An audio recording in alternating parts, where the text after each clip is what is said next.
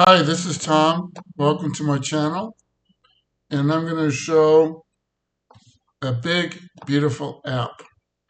So to start off, I'll show the motivation was I saw this app. This is what Claude did an app on the American Revolution, which I thought was really well done, really pretty. You can see it's got a lot in it. Um, Key figures, major battles, treaty and aftermath. It's a nice looking app. Has a lot of information in it. It's a timeline. And so I wondered if I could put together more than one of these apps and make a big app. And that was the motivation for a World War II app. And that's what I'm going to show here. So here we've got the Battle of France, and you can set it set up to look similar to the American Revolution one. So it's got this information shown all on the Battle of France. If you click on select campaign, you can see that there are about 20 um, battles of World War II, and all of them are have the same look and feel, and for the most part, although one of them, let's see, it was. And this is one I'll have to study because I don't even know this one. It's the battle. I don't even know how to say that. The Battle of Leyte Gulf says it's the largest naval battle in history. And so the AI put in a lot of information here. And I thought that was pretty cool that it was able to sort of think on its own, so to speak, and not strictly stick to the format it had been given, but realized it needed more information. And so put in more buttons, more stuff in. So to get this started was quite difficult. The first part was I had I had it show me different options for navigating the whole thing, and this one I liked a lot. It took a while. I didn't like the other options it was showing me, but I think this is quite nice. It's looks really clean, really good. Color scheme is nice, and pretty intuitive. Select campaign. That's a hint to click, and then so easy to move around. Nice look and feel. Everything good there. So I thought I would show sort of. I was going to say so. The hard part was getting started, was to get a shell with just two. So that's this a shell. Oh, plus two. This one here. All right. So on this one, I have the Battle of France, the Battle of Britain. But if I click anywhere else, it says contact model to be generated. This was difficult to set up because I wanted to do it in a way that uh, was decoupled, separated, having the data set up in a nice way. And let me open this with Notepad just to show what this looks like at a high level. So um, it has at the top part, it's got everything for the entire app. That's what we're looking at here on a global basis until you get to the Battle of France here. And then you have the text. And then when you get down to this part, you have these different topics.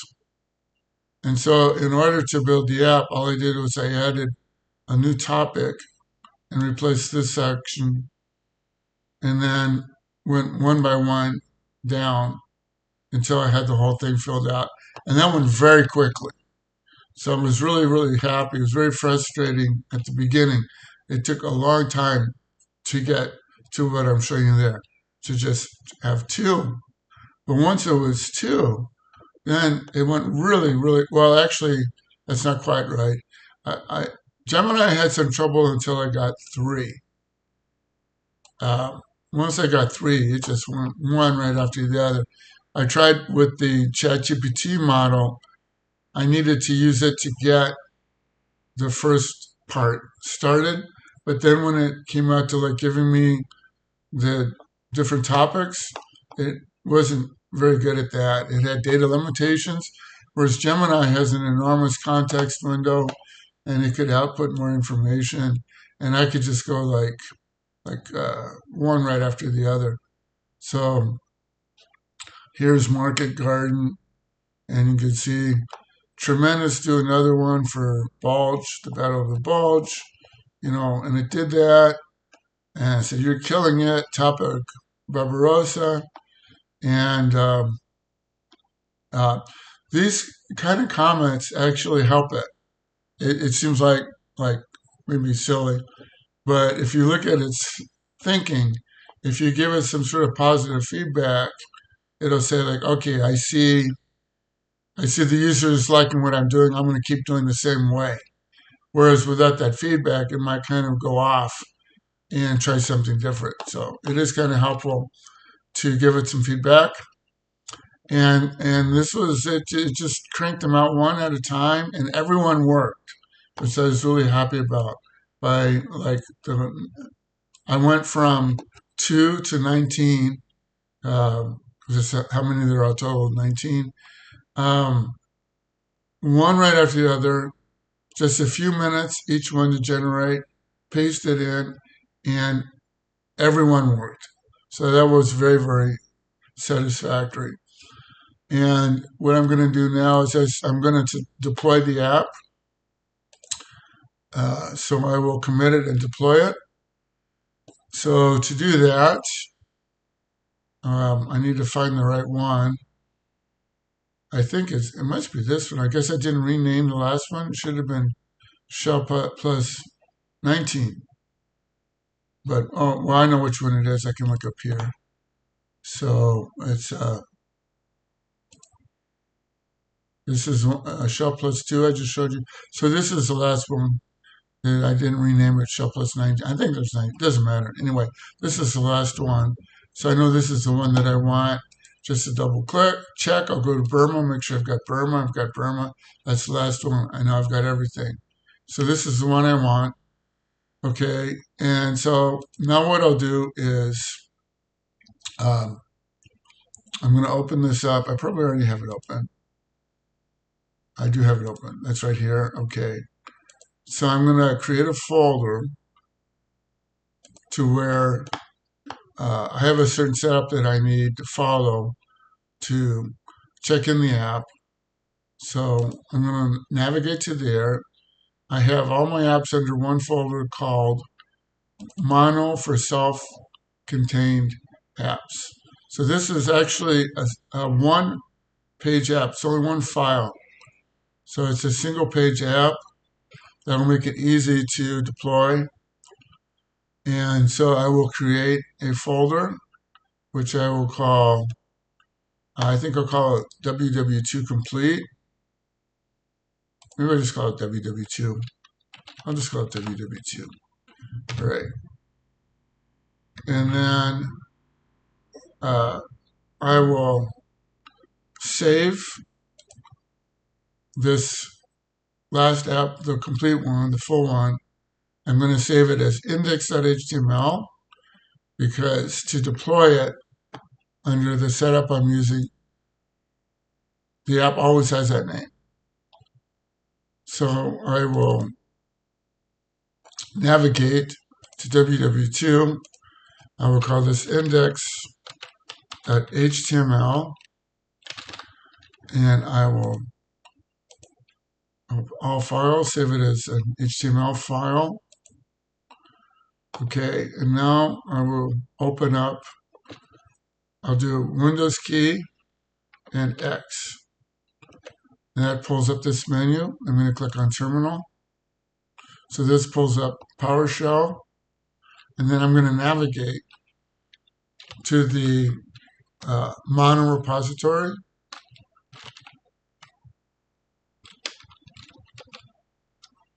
Okay, so this is the mono repo for self-contained apps. It's called that because mono for one. It's got one repository for all of the apps, all of these single-page apps. Okay, now I will do get status. So this will tell me what's ready to check in, and it's this World War II folder. So I'll do get add dot to add that, and then get, and then commit,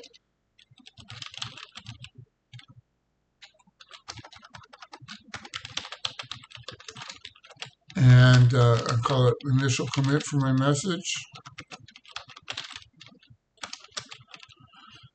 Okay, and then I'll push it.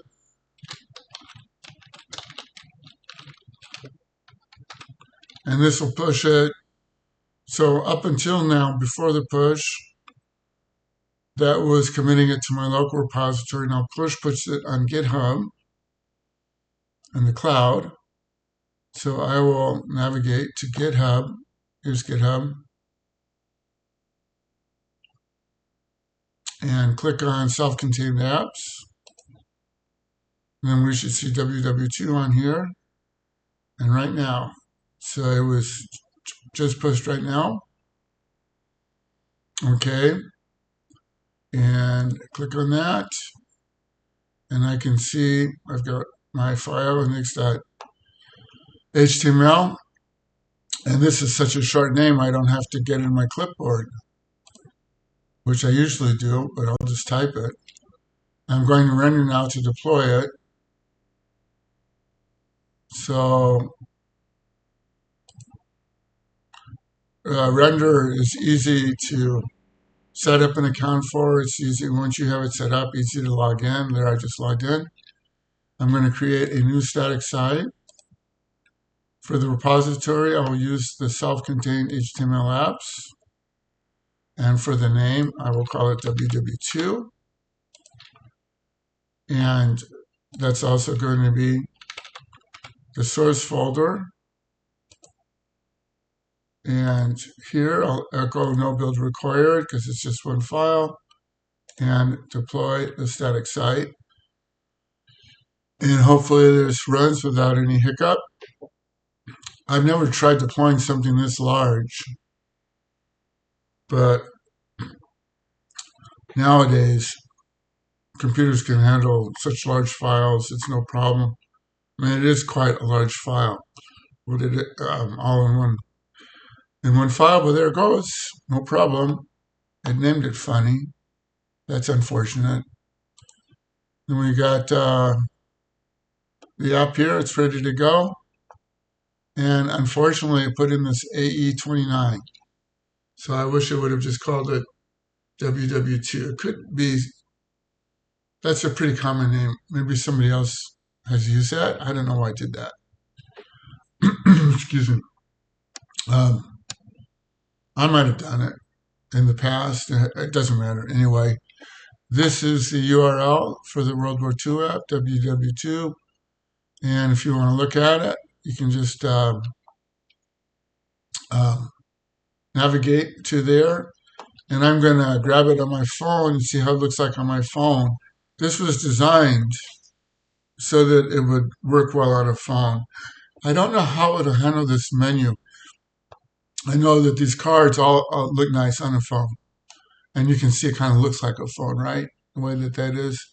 So this was designed to work well on a phone. And I like these apps because on your phone, it's very convenient. You can play around with them whenever you want. Anyway, I hope you enjoyed that. And I'll go into more detail on different aspects of this. I just wanted to get like a big picture here. But thanks for watching, and until next time.